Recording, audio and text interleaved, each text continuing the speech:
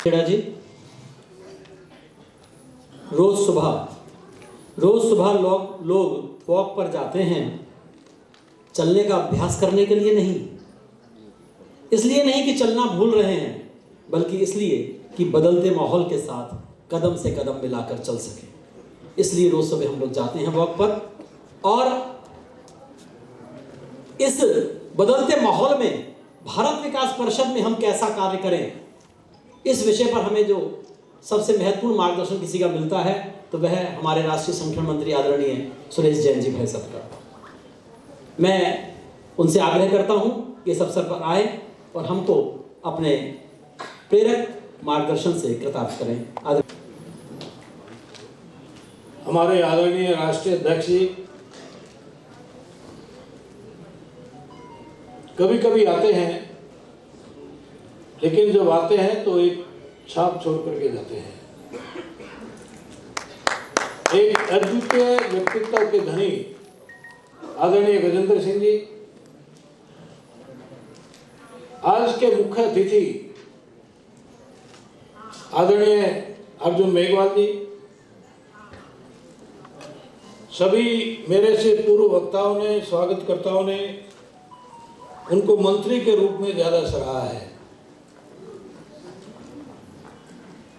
मेरे वो अग्रज हैं, बड़े भाई हैं, मित्र हैं,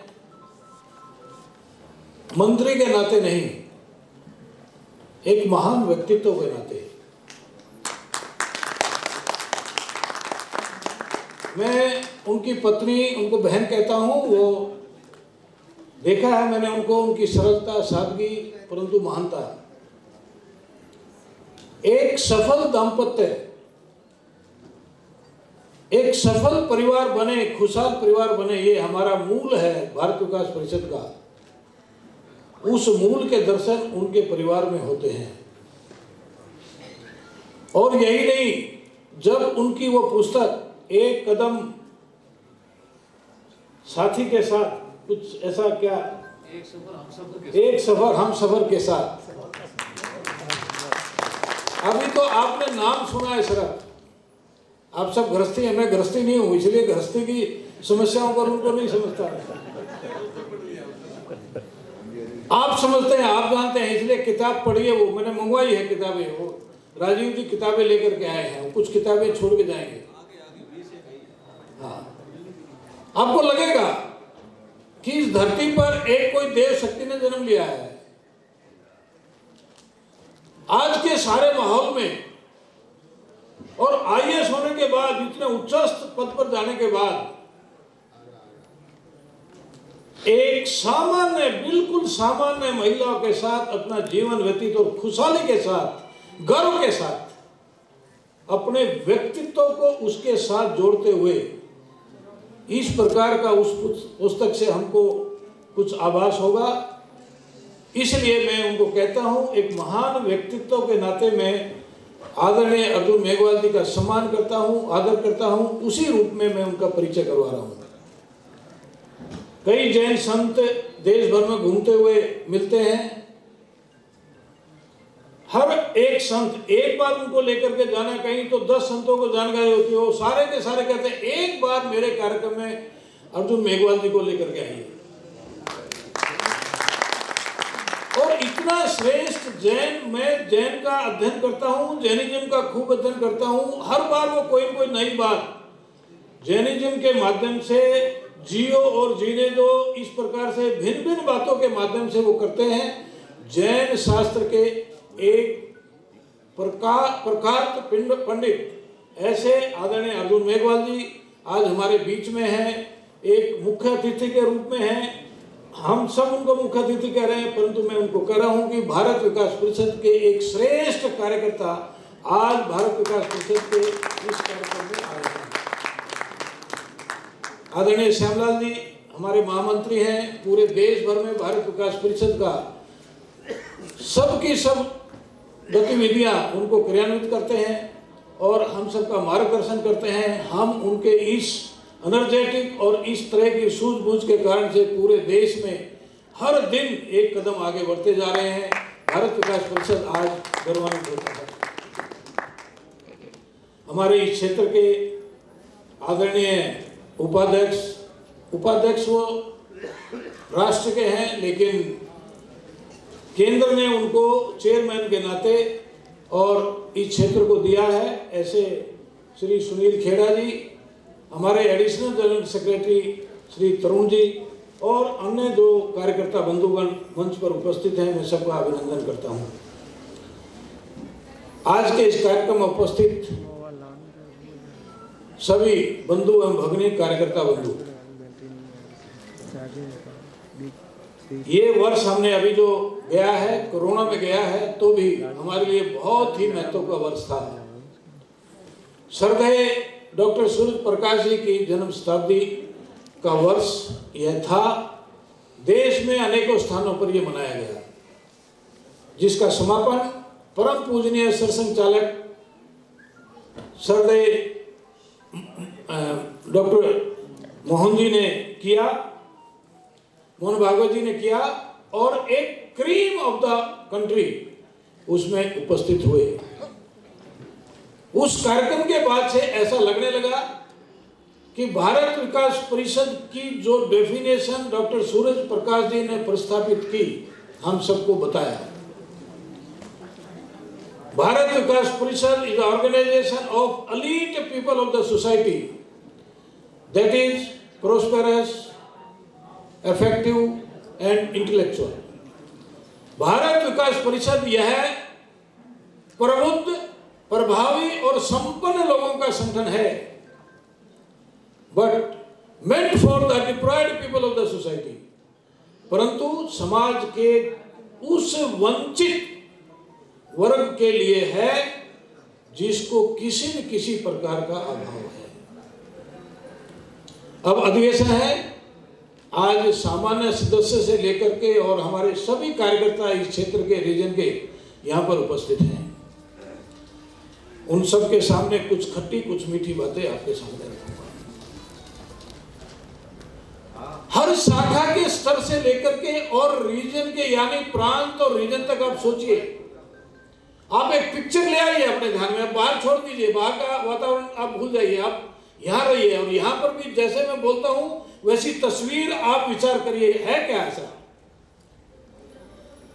हमारी शाखा का सामान्य सदस्य इन तीन श्रेणी में आता है क्या? इफेक्टिव, प्रोस्पेरस और इंटेलेक्चुअल, यानी समाज का अग्रिम पंक्ति का नागरिक, यह हमारा सदस्य है क्या? आप सोचिए, हम बनाने का प्रयास करते हैं क्या? हमारी जहां शाखा होती है उस शाखा क्षेत्र में हम इस तरह के लोगों को खोज करके उनसे संपर्क बढ़ा करके मेंबर बनाने का प्रयास करते हैं क्या? भारत विकास परिषद का वास्तविक स्वरूप अगर हमने समाज के अंदर प्रस्तावित करना है तो उस प्रकार के लोगों को खोज करके मिल करके संपर्क संबंध बना करके सदस्य बनाना पड़ेगा। जो समाज के प्रभावी लोग तो हैं, परंतु उनके मन में सेवा और संस्कार का भाव भी भरना।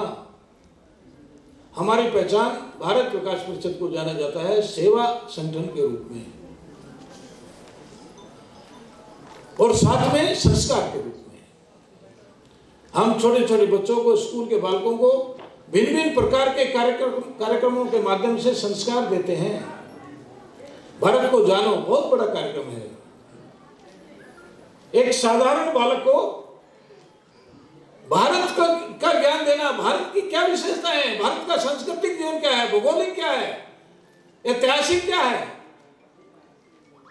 और हमारे कार्यक्रम में भाग लेने वाले, भारत को जानो की प्रतियोगिता में भाग लेने वाले आज सैकड़ों ऐसे बालक हैं जो आज जवान होकर के IAS, IPS, IRS और बड़े बड़े ओहदों पर काम कर रहे हैं।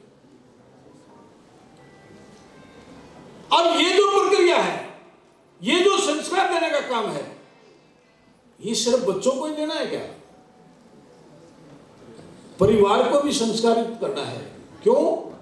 घर में जो मां है ना, मां, यह संस्कार देने का सबसे बड़ा माध्यम है। आज समाज में अगर मां रूपी ये श्रेणी अपने कर्तव्य को, अपने दायित्व को ठीक प्रकार से निर्वहन करने लगती है तो 10 साल में इस देश के सामाजिक परिवेश का वातावरण बदल जाएगा। परंतु हम देते हैं क्या? हमारी माताएं बहनें अपने उस कर्तव्य का निर्वहन करते हैं क्या? हम कार्यकर्ता के रूप में सबसे पहले मैं संस्कारित होना चाहिए, मेरे बाद मेरा परिवार। हमारा परिवार संस्कारित होता है क्या? उस रूप में हम अपने परिवार को देखते हैं क्या? जब हम निकलते हैं कि हमको संपूर्ण समाज को संस्कारित करना है तो उसमें प्रारंभ अपने परिवार से होता है। हम कह सकते हैं आत्मविश्लेषण करके कि मेरा परिवार एक आदर्श परिवार है, जहां पर बच्चों को संस्कार दिया जाता है, जहां पर हमारी माताएं बहनें पूर्ण आत्म सम्मान के साथ रहती हैं, जहां पर हमारी माताएं बहनें पूरी तरह से आत्म विश्वास के साथ रहती हैं। और इन दोनों के कारण से उनके अंदर उपजे हुए उस आत्मविश्वास और उस आत्मविश्वास के कारण से मैं कुछ भी कर सकती हूं, इस तरह का भाव निर्माण होता है क्या? जब वो आत्मसम्मान और आत्मविश्वास के साथ ओतप्रोत होती है तो उस आसमान से सितारे भी तोड़ सकती है। उसका टैलेंट है इतना। भगवान ने भारतीय नारी के हृदय में, भारतीय नारी के व्यक्तित्व में इतने गुण दिए हैं, इतने टैलेंट दिए हैं, लेकिन हम सब ने उसका आत्मसम्मान छीन करके उसके अंदर आत्मविश्वास को शून्य करके उसके उस टैलेंट को सुप्त कर दिया है। यह प्रारंभ करना होगा हमको अपने परिवारों से। जब हम अपने परिवार में हमारी माताएं बहनें यह आत्मविश्वास और आत्मसम्मान के साथ समाज में चारों तरफ देखेंगी, समाज में निकलेंगी एक भारत विकास परिषद की सदस्य के रूप में, तो सेवा का कार्य चरम सीमा पर जा सकेगा। क्यों? क्योंकि सेवा यह संवेदना से होती है। भारत विकास परिषद का सेवा कार्य यह मौज मस्ती का कार्य नहीं है, कल्पों का काम नहीं है। कल्पों में होता है, एक मेरा हॉबी है, चलो भाई सेवा करेंगे, संवेदना से सेवा, किसी की पीड़ा देख करके, किसी के दुख को देख करके, किसी के अभाव को देख करके मेरे मन में पीड़ा हुई और फिर भारत विकास परिषद के कार्यकर्ता के रूप में उसकी मदद की, उसको अपने पैरों पर खड़ा किया, उसकी उस पीड़ा को हरा, उसके दुख को कम किया, तो फिर समाज कहेगा कि भारत विकास परिषद यह एक सेवा संगठन है।